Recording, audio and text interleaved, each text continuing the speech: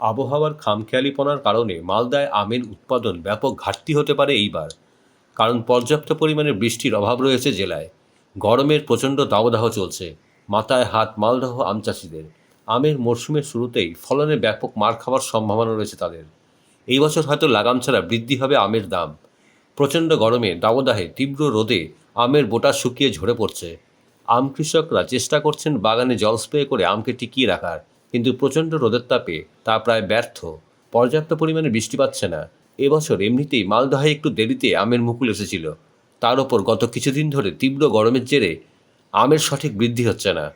মালদা জেলা খাদ্য প্রক্রিয়াকরণ উদ্যান পালন দপ্তর সূত্রে জানা যায়, মালদা জেলায় 31,700 হেক্টর জমি জুড়ে আমের ফলন হয়। গত বছর 3,70,000 মেট্রিক টন আম উৎপাদন হয়েছিল জেলায়। তবে আবহাওয়ার খামখেয়ালিপনাজনিত কারণে এবারে জেলায় আম উৎপাদন অনেকটাই কম হবে। ভীষণ তো খারাপ। আম কি এবার ভালো হচ্ছে না? এবার ভালো না। কেন কেন হচ্ছে না এরকম? আর বৃষ্টিতে সব মুকুল খেয়ে দিয়েছে।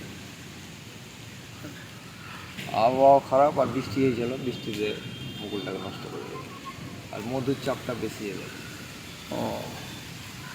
তো এই গতবারের মতো ফলন হয়। ফলন হবে না? এবারে ফলন কি মার খাবে? সিকি পরিমাণে তো আম নাই। হ্যাঁ, অন্যবারের থেকে সিকি পরিমাণে আম নাই।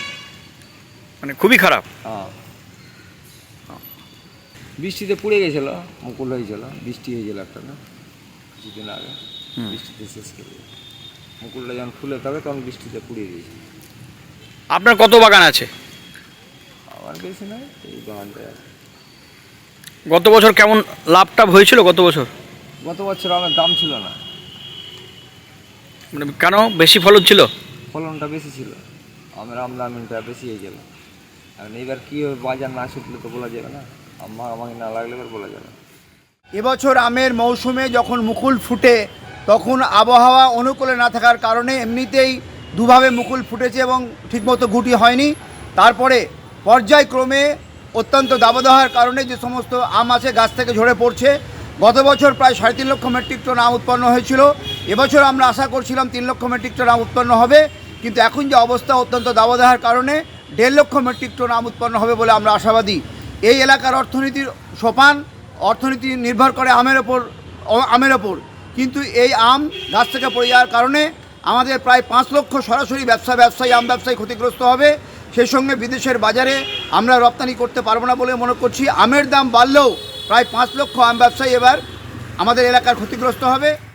আমরা এবছর যে আবহাওয়ার তারতম্য দেখতে পাচ্ছি তাতে আমের ফলন গত বছরের তুলনায় অনেকটাই কম হবে। সর্বপ্রথম বলি যে আমাদের মালদা জেলাতে বিভিন্ন প্রজাতির আম চাষ হয় এবং 15টা জেলা ব্লকের প্রায় সবকটি ব্লকে কম বেশি করে আমের বাগান কিন্তু রয়েছে। এখনো পর্যন্ত আমাদের পরিসংখ্যান অনুযায়ী আমাদের মালদা জেলাতে 31,700 হেক্টরের মতো আমের বাগান রয়েছে এবং গতবারের আমের যে প্রোডাকশন হয়েছিল সেই প্রোডাকশনের নিরিখে যদি আমরা এবছরের প্রোডাকশন দেখি তাহলে আমাদের দেখা যাবে খুব বেশি হলে 50%, 55%।